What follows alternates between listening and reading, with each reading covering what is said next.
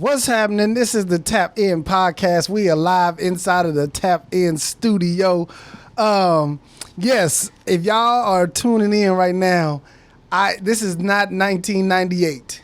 You know what I mean? We did not reverse back to the past. This is a hairline, is what you're looking at. You hear me? Yes, sir. I got my barber in the building, Miss Yava, better known as Slap by Yava on Instagram. How you doing, mama? Hey, I'm doing good, blessed, and highly favored. You don't Thank know. you for having me. No problem. You don't know what you did to my life right now. You have no idea what you did to my life. My wife is in trouble. She don't even know it yet. She in trouble. Don't do too much. Man, she in trouble. So let's talk. I want, before we get into the haircut, because I want everybody to take this in real quick. Take that. Listen, for those who don't know, this morning I was bald on the top, no hairline. It was trouble out here, but I went and seen Yava, and she plugged me with a nice little hairline, everything. And I want to get into first your story, okay? Okay. Because you sent me a trailer of you doing a documentary, right? Yes, I am. I'm doing a documentary of my life. It's called From the Block to the Barber Shop, because every time I share my story, it's like people out there, I get inboxes, I get emails, I get everything saying that when I even talk about a piece of my story, that it inspires someone. So what I did was I was like, what if it touches at least one or two everywhere I go? Maybe it can touch the masses if I put it out there on the platform. So that's what really made me want to be transparent and put my story out there. Okay. From before I became a barber and what I was going through and how I became one. Okay. So what got you started in barbering? And how long you been cutting hair? I've been cutting hair since 2000. Well, legally since 2007, but I've been plugging people since probably about 4 or 5 years before that. Oh, okay.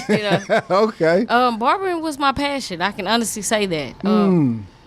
What happened was, fresh out of high school, I was out there, in the streets after I graduated from high school. I had a job. I had a really good job, but I was selling little dime sacks on the side. So, unfortunately, me and my homeboy got pulled over, and I ended up going to jail. So after that, my mom enrolled me into school, but in college.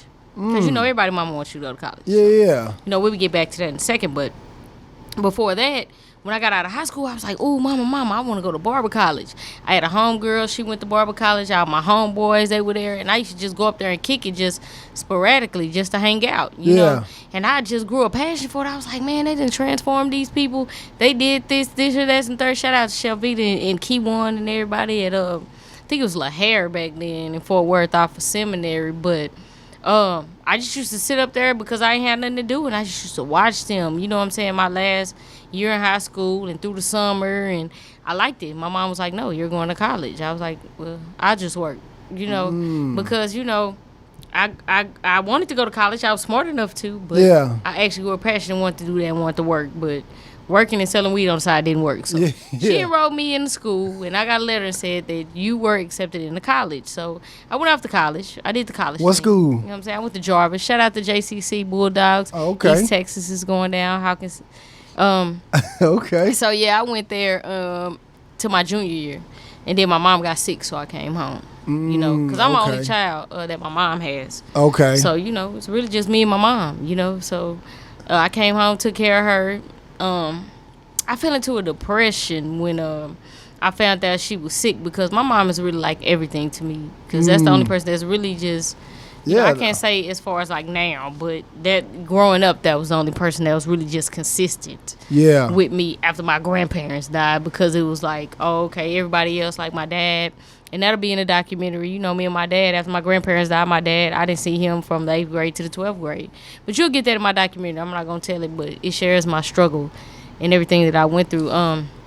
So when I came home, I started smoking weed. I started selling drugs again.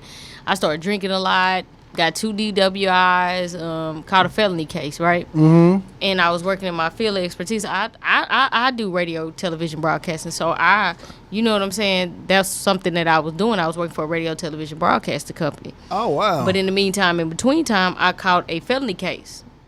They didn't know that, but I was on felony probation while I was there.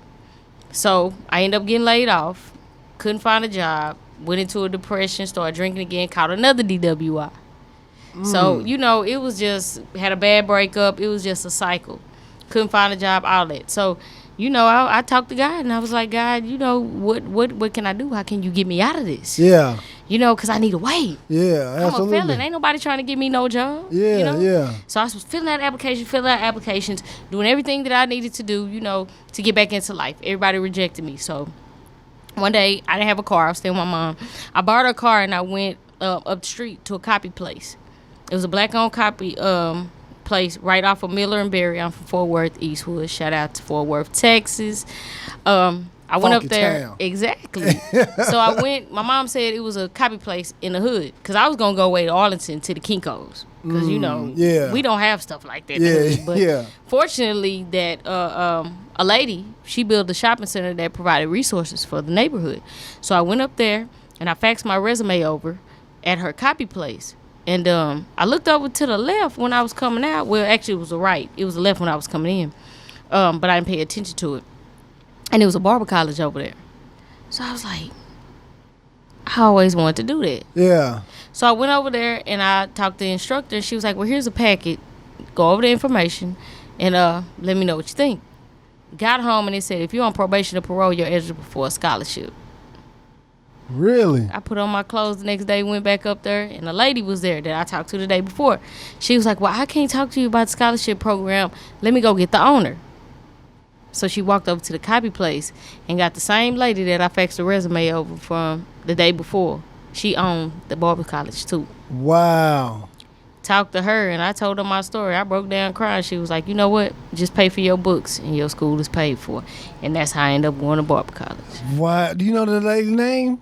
Her name is Joyce Simmons. Shout out to Joyce Simmons. It's at Diamond's Barber College, man. She really influenced my life because I was about to give up. I was this close to just ending it. I was like, Lord, if they reject me from this job that I faxed this resume over, I'm done with it. Yeah. You know what I'm saying? I'm tired of being rejected. So she gave me a chance, man, and I took off with it because that was the only thing I had, man. Yeah. You know, so that ain't the end of the story, though. Yeah. Okay. So I ended up getting in school. I went to school, you know, doing, you know what I'm saying, doing my thing or whatever. And I was still selling weed while I was in barber school because, you know, I still had to make a little money on the side. So, shoot, I ended up, while I was in barber school, I ended up violating my probation. And they came and got me. They locked me up. They said, my lawyer told me ain't nothing you can do. Your mama came by, your way out of it, none of that. So, what they did was they locked me up for 3 months. Damn. Yeah, and I thought I was going to go to state jail for 5 years, but they ended up sending me to rehab. I went to rehab, cleaned myself up, and went to barber college, and I knocked it out. In a year after I got out, I got out probation and knocked out barber college in that whole year. But God steps in and he does things like that because at the end of the day, he'll give you the blessing. Yeah. The blessing going to stay right here. But sometimes he got to sit you aside to clean you up so you can appreciate the blessing. Okay. Before he takes you to the next level. And that's exactly what I did. Because I was out there, man. I was drinking and drugging and doing all kinds. I was doing drugs, drinking, all kinds of stuff. So God took that out of my life. You know what I'm saying? He took the drugs out of my life. Yeah. Because I'm clean and sober. I don't do drugs at all. But he took those drugs out of my life, man. And I never looked back ever since. So, you know, shout out to God because I got a purpose here. Yeah, you do, because you gifted with your hands. You gifted. You truly are. I can say that you gifted. I mean, you turned me around in one day. So, yeah, you are truly gifted. And then... an hour and a half. Yeah, now an hour and a half. You turned my life back 10 years. I'm just saying, that is incredible. And you did 3 months, you said? Yeah, 3 months. I sat in jail for a month. Until they evaluated me. They did me a psychiatric evaluation. And that was kind of good for me. Because it kind of, the questions that the lady in the jailhouse was asking dug up some stuff that I didn't even know was there. The questions she was asking, that was stuff that I needed. You know what I'm saying? Yeah. And then they was like, you know what I'm saying? By probably like a month later, my lawyer came back. She was like, well, they're not going to send you to jail for 5 years. They're going to send you to rehab. So I went over to Dallas. They took me out of Louis-Sterrick, and I went over to Homeward Bound, and I stayed over there probably for about a month and a half, you know, and I got myself together, man, and I learned the tools, you know, that you have to deal with these situations head on, you know what I'm saying? Because if you keep it bottled up inside, you're going to keep on finding something to suppress it. Right. And the thing about it is, suppressing it with something else is not going to help it because it's still going to be there. So you have to find a solution. Yeah. And I'm really just really impressed by the lady who even put that barber school in that area. I don't know if it was a low income area. Yeah, it was in the hood. It's Eastwood, off of Millenberry in Fort Worth, and I wasn't the only one that received the scholarship. It was several of us that was in that school that she blessed like that. That was a blessing. And that is dope. We need, and that's what I feel like with all low income areas in the hood, whatever you want to call it. We just need resources, some kind of outlet for everybody to be able to explore different things and see what they talented at, see what they passionate about. So if that lady wasn't there, I don't get a hairline. That's how I'm looking at it. You know what I'm saying? A lot of other people don't get touched by because haircuts, and this is what I realized during the pandemic, right? People not being able to get their hair cut, get their hair done, that can cause a level of depression. Oh, yeah. You know what I mean? Because people want to feel good. They want their appearance to look good. Because like Deion Sanders said, you look good, you feel good. You know what I mean? Yeah. And so I think and that's why I'm glad that the governor opened up barbershops and hair salons, because people have been locked down for so long. Yeah. And now they being able to get out and go back and see those barbers. And now that little weight, it feels it's lifted. Yeah, it's lifted off of them. And then, like, shout out to that lady. What's her name again? Joyce Simmons. Joyce Simmons. Shout out to Joyce Simmons, man. We love you, Joyce Simmons. Yeah, good thing, man. And then going from barber school, transitioning to actually getting into the barbershop. What is that transition like? Transitioning into the barbershop from the barber school, what I did was, and I'm going to drop some jewels on my barber students, the students that are in barber college. Brand yourself before you leave. Let your clients know. I don't care if everybody has a cell phone. So the thing about it is, what I teach my students, because I'm an instructor as well, and I teach them marketing and branding. McDonald's, you see that big yellow M? Yeah. You know that's McDonald's. Right. Brand yourself. You are your best form of marketing. Like me. Slap by Yava. Boom. You see that S by Y. You know that's me. Yeah. You know what I'm saying? So what I tell them is, when you reach your 1,000 hours and you take your written exam, start marketing yourself. Start thinking about what you want to call yourself in the industry, so that when they see that little logo, that little thing, that hashtag, wop, they're gonna know that's your work. Yeah. So back then we didn't have social media. I got out there and passed out business cards. I got on the grind. I was on foot. Yeah.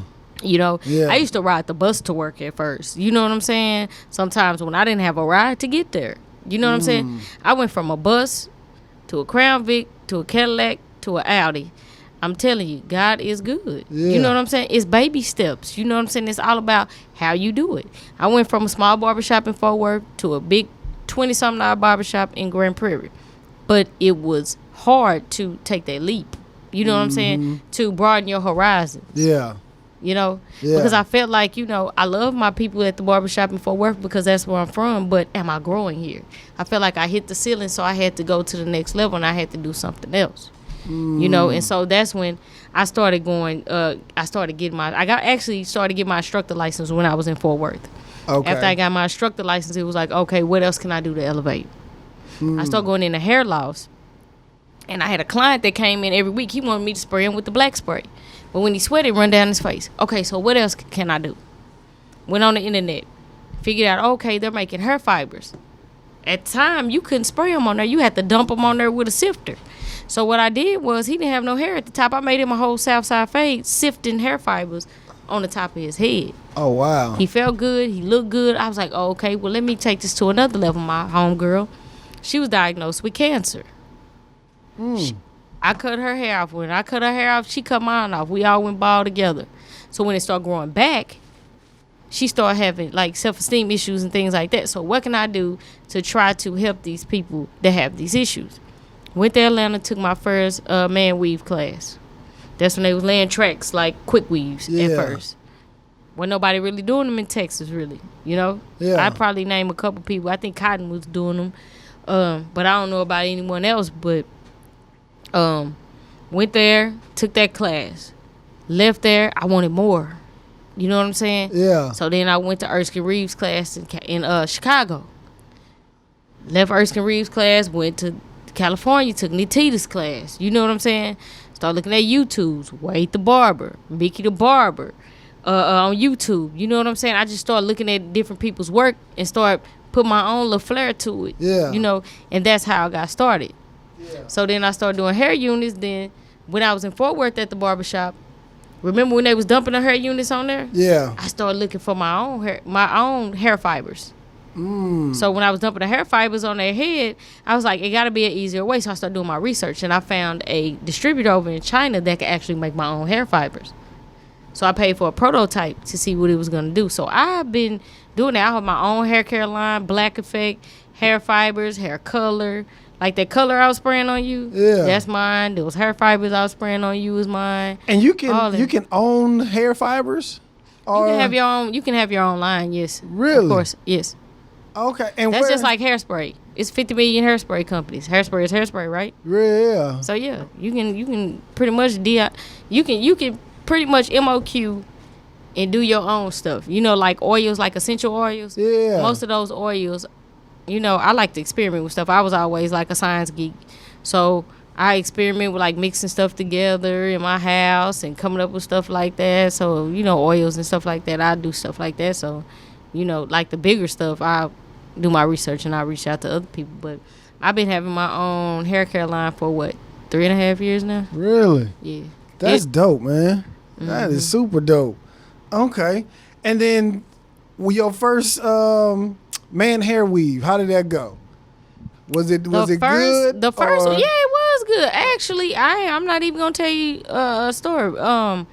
What happened was I had a homegirl because the track land, it was kind of too tedious for me because you have to put the tracks right there, put the glue, put them in the order, you know. So me and her was piggybacking. Shout out to Dreamer. We was piggybacking. So she would lay the tracks on their head and I would shape it and do the haircut and do the hairline on it. So that was the first one. Then I started doing the scalp exposure. After scalp exposure, then I started doing the toupees. So, yeah. What is it? Because I know you, when I went to you were telling me one of them is the scalp exposure, and the other one I've seen, is that the toupee where it's like they roll it on your head? It's a whole hair piece? Yeah. Yeah, that's the toupee. Yeah. Okay. And the difference of them is just the thing that is laying on your head, or what's the difference? Well, the scalp exposure, it doesn't last as long. Okay. You know, because, you know, sweat, water, all kinds of things, you know. It could last up to 2 to 4 weeks if you properly take care of it. It might last for 2 days. It might last for 1 day. It depends on how you take care of it. If you take care of it, it'll take care of you. That's what I tell people. Okay. And then you have to come in and get the proper maintenance to keep it up. Gotcha. You know, regardless if it's a toupee, scalp exposure, whatever, you know. Okay. The toupees, I have a client, she wears hers for almost half a year. What? And sometimes she comes get touch up, sometimes she doesn't. She knows how to touch it up herself, but she'll wear it for 6 months. Really? Yeah. And I got another one, he'll wear his for like 4. You know, it just depends on, like I say, if you take care of it, it'll take care of you. Now, how long has this man weave thing been going on? Because I think I've probably seen it where I was like, yo, and it looked good. Because I've seen other ones. You know, everybody know about the Steve Harvey one. Don't say that, because my mentor said Steve Harvey did not have a hair unit. It wasn't? And I'm sticking to it. Okay. It looked Shout out to Mr. Thomas. Mr. Thomas said Steve Harvey didn't have a unit, and he didn't have a unit. I don't know what he had, but whatever it did look good. It looked too good. He put it down on Steve. Well, I'm telling Mr. Thomas put it down on Steve, boy. From what I've seen, all the ones that look like Steve, I was like, yeah, nah. But then probably about a year ago or so, I seen something that I was like, yo, they look good. Like it's a low haircut. You know what I mean? It looks like a regular cut that anybody can walk into a barbershop and get. And I was like, how are they doing that? So how long have you known about them doing the man hair weave? from what I know, Caucasian people have been wearing them for years. As far as us, probably, if you don't know it, you know what I'm saying, for a little while. Yeah. You know, because they'll be on TV. You know, Tyler Perry is the he got a piece? He would no. Oh, okay. But in his movies. Oh, yeah. Boris Kojo, what he had? An afro? I don't know what that Boris was. Boris Kojo had an afro, and I think Shamar Moore had braids. Yeah.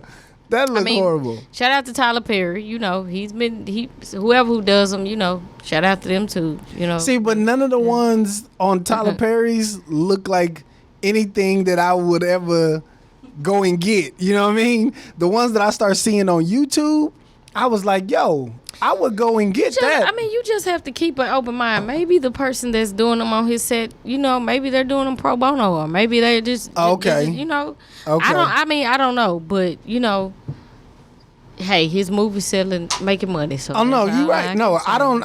Listen, I don't take nothing away from Tyler Perry. You know what I mean? Do your thing, bro. Yeah, he doing his thing. Yeah, but I feel you on that, but we gonna leave it alone. But okay.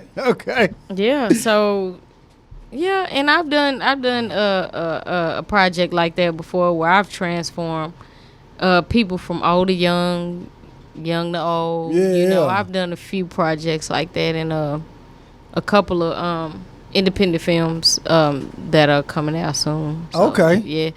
But yeah. Okay. All right. And here's what I wanted to know, because the barbershop you at, I think you're the only female in there, right? No, it's actually 3 in there. It's 3 in there now. Okay. Since the COVID came back, it was me and 2 other females, and 1 quit, and then 2 more came, and me and the other one stayed. So actually, it's 4 of us. Yeah. Okay. Mm-hmm. So here's what I've noticed, and I'm guilty of this, right? Mm-hmm. When I walk into a barbershop for the first time, I'd be like, I'm not going to the woman. But what I found out, the women is more, they more focused on the details, and they gonna have your hairline looking tight as hell. See, the thing about a woman is a woman is going to make you look like how she wants you to look. So at the end of the day, it's like, oh, okay, she's gonna make me look like to where, okay, if I like him, if I do like him, this is how he should look with what he has to work with. Yeah. Put it like that. We're not going to let you walk out the door looking any kind of way, because you got to go out there and, you know, if you may be single, you might want to mingle. So we're going to give you that mingle. You hear me? So, you know, if you got a wife at the house, when you get to the house, it's going to make her be like, say, baby. Yeah. You need to go back to her. Yeah. She did it. And women are meticulous about details of what I know, where guys, they just be like, you know what I mean? They be, some guys, let me not say all barbers, some barbers, they'll just, you know, hurry up because they may be busy or they got a long line and they may be trying to get somewhere. But I know from the barbershops when I was going, when I started going to the woman barbers, they was always better than the guy barbers. And I don't know if it's because the women barbers understand that they probably looked at it a little different. So I gotta be 10 times better. Yeah. And that's another reason too. You know, this is a male dominated industry. Ooh. So if you're not coming in with your A game, you gonna get talked about. I done seen several women leave up out the barbershop crying because they roasted them about their haircuts. Really? And that's the thing about where I'm at right now. You know what I'm saying? They gonna make you get up on your A game, because if not, they gonna let you know for real. But I was blessed to come through the door with a lot of my clientele, because I didn't think a lot of my clientele was going to follow me from Fort Worth to Grand Prairie, honestly. But, you know, they followed me over there, and my first week there, they was just looking. All the other barbers? Yeah. So they'll check. They gonna check you. They gonna check you out. So it's like, you know, you got to get down or lay down. So, and here's what I also noticed about barbershop culture, right? In the barbershop, that's kind of like the black dude's like sanctuary. You know what I mean? Yeah. Say any and everything in the barbershop. And my God. And it's you got any crazy stories that ever happened in the barbershop while you was in there? Crazy stories. Like, I done seen everything happen in the barbershop. Like, I done seen guns pulled. I done seen dudes get knocked out in a barber chair. For what? they mad at the barber or no? Like random dude to come in there and he'll see somebody he don't like and he be to knock them out in the barber chair or somebody that took some money from him. I done seen an old school cat come in the barber shop chase a young school cat out because he dogged his daughter or something. Man, I done see some stuff happen in the barber shop, man. Yeah. Golly. Yeah. So in the barber world, right? In the barber shop, I know it's like a unspoken thing. That first chair in the barber, you don't want to go to. Is that because is the first chair in the barber, is he new? Or what is it? Or is it different at every barber shop? No. Because I was the first barber in the barber shop in Fort Worth that I was at. And my chair rolled like an 18-wheeler. Yeah. Like for real. But a lot of older men didn't really come to me because I was a woman. But when they go sit in somebody else's chair and they see the person get out the chair that I already had in the chair, they be like, yeah, they didn't want to come back and get a haircut. But I wouldn't always say the first chair is the worst chair. No, you can't go off that. Now, if everybody busy and that person sitting down, yeah, that might be an issue. But I wouldn't say the first chair. But if everybody working and somebody over there sitting down, you might have to reevaluate that situation. So that's the indication if they not on their A game, that barber is not that good. If everybody's cutting hair, it's not to say that they're not that good. They may not have clientele like that, but not most of the time. Okay. I was gonna say 9 times out of 10, but that's a lot. Most of the time, if they ain't working, you might not want to sit in that chair. Because I made that mistake before I was a barber. I went my homeboy shop and he supposed to have the all-star lineup. I went in there, I just need an edge up. Man, this man, he was the only one open. Everybody busy. He pushed my edge up back so far.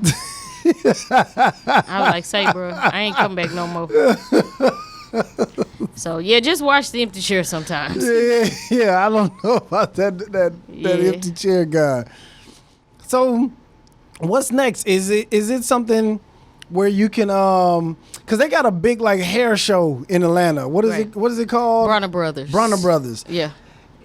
What are you trying to get to that level where you have your own thing, like your slap by Yava thing, or you just want to keep blessing people with just making sure you got good haircuts with your line? Well, right now I'm working with the Texas International Hair and Trade Show. Okay. And we have a team called the Hair Royals. Before COVID-19 happened, we had just left from down there doing platform classes at the Bronner Brothers Hair Show. Okay. So, I'm in a group of wonderful individuals. Shout out to Christina Webb and the whole group, man. It's a lot of phenomenal barbers and stylists on our team. So we travel and we go to different places and we teach classes and show our skills, So that's where I was before all this happened. And it was so much lined up that was canceled. It was like I had shows lined up all the way from the end of the year, So, hopefully we'll get back to the norm. And it's an all-female traveling? No. Oh, okay. It's barbers, stylists, all in one group. Females, males, everything. We travel, we go deep, and we go hard. Like, really? For real. Shout out to my Hair Royals in the Texas International Hair and Trade Show. Christina Webb, Miss Shelton, everybody.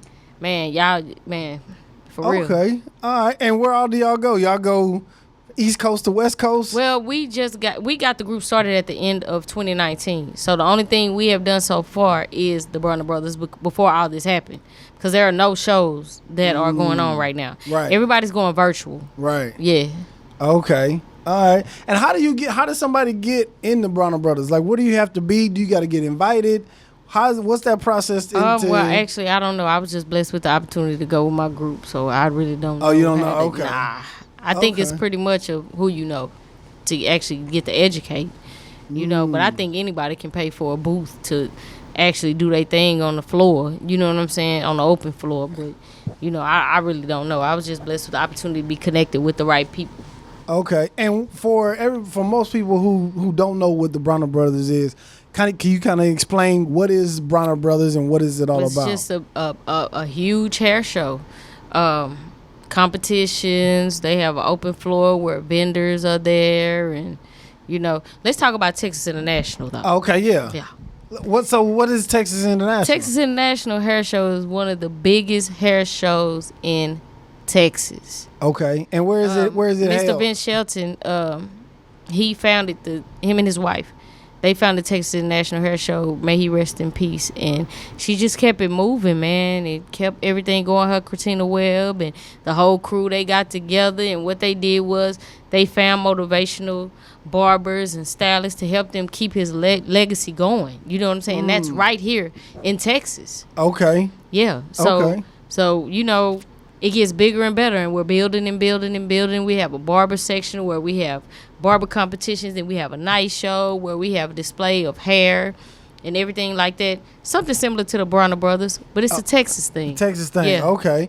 Now, how can people get involved in on the Texas Hair Show? TexasHairShows.com. TexasHairShows.com. Yes. And that's if you want to be a barber or if you want to get your hair cut? No, if you want a vendor booth, if you want to be in a barber competition, if you want to do a class, if you want to be a part of it, just reach out to Miss Shelton and Christina Webb, and they'll get you in the right direction, man. They are doing their thing right here in Texas. Okay. Is it Dallas, Texas, or is it where is it? It's Dallas, yes, sir. Okay. It's actually in Mesquite at the convention center. Yes. Oh, okay, so it's big. It's huge. Oh, okay. Yeah. Shout out to Dallas. Yeah. Okay. Yeah. So what else is going on, man? I mean, how has this COVID been affecting your business? Well, actually, you know, you have to take precautions and you have to ease into it. You know, okay. I'm not at 100% right now. I'm actually at 50, so I'm working a certain amount of hours, doing a certain amount of heads to ensure like the sanitation and the cleaning and everything in between it.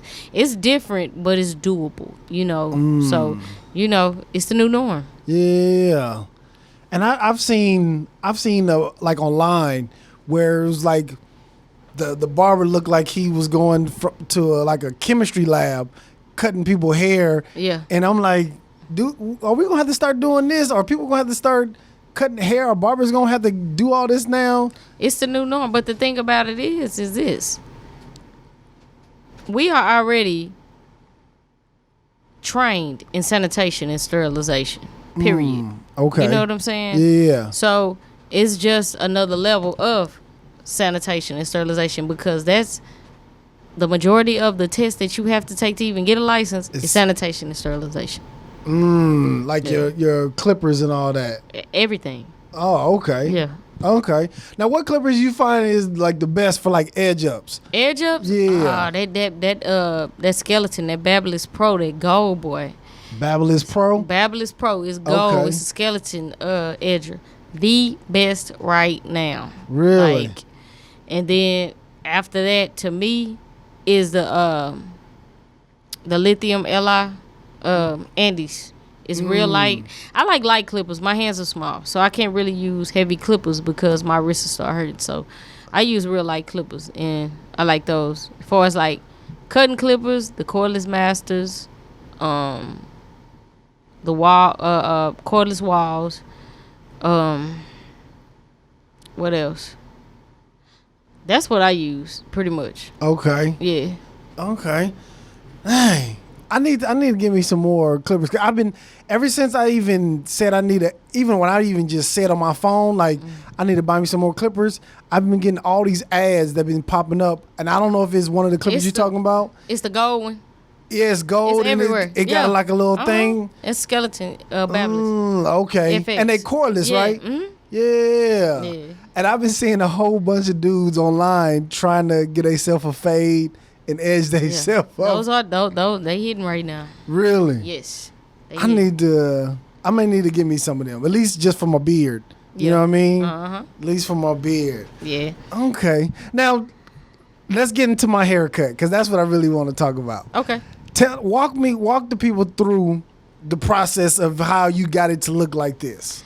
Pretty much. What was the first thing we did?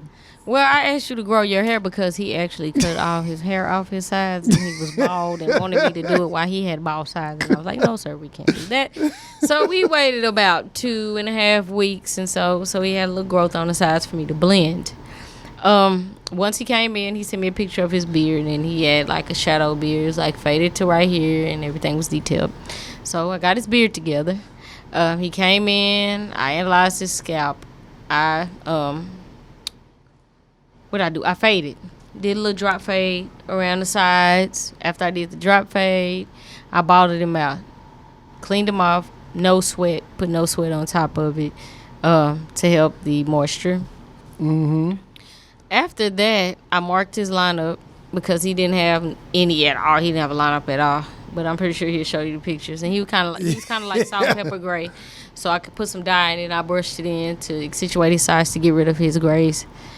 After that, after I marked his edge up and did all that, I pretty much laid down the adhesive. I did 2 coats, nice coats. And what is it called? What is that? Because it was some kind of little... What? The adhesive? Yeah. It's called Slap by Yava. None of their business. No. Oh, okay. Slap by Yava. Go get it. No, it's the black effect. Yeah. No, so... Anyway, so, yeah. And then what was the process? You laid the hair down, but you were doing it in like a particular way, though.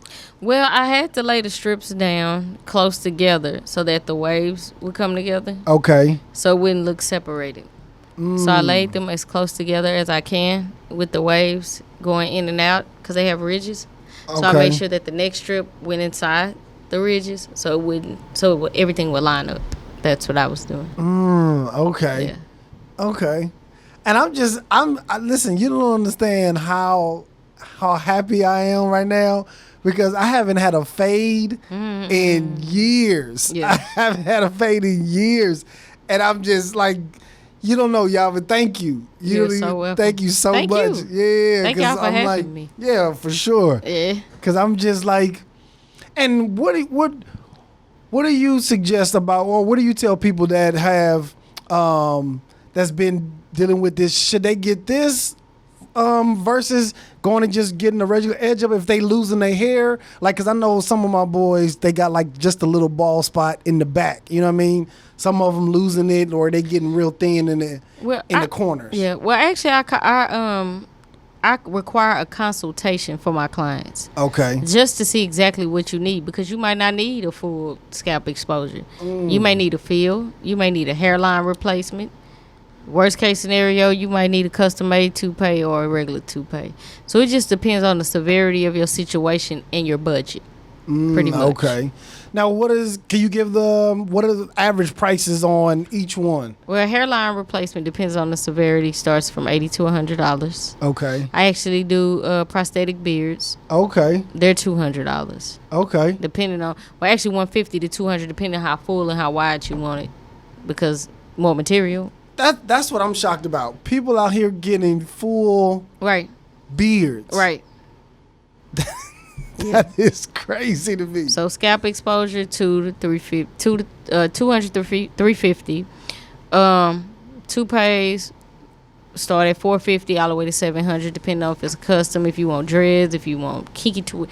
You know they do the long dreads with the ponytail, the man bun, all that stuff. It just depends. The price goes on what you're trying to get. So now, where do y'all find like the black hair? Is there like, because I know like I've seen where women have getting certain weaves and it just don't look. Some of the weaves don't look like they natural hair, right? With guys, where are they finding the dreads, or what are you guys finding the waves? Well, actually, I order them custom. So however you want it to look, I have someone that can do that for you. And you can do any kind of texture of hair, like you can match any kind of texture.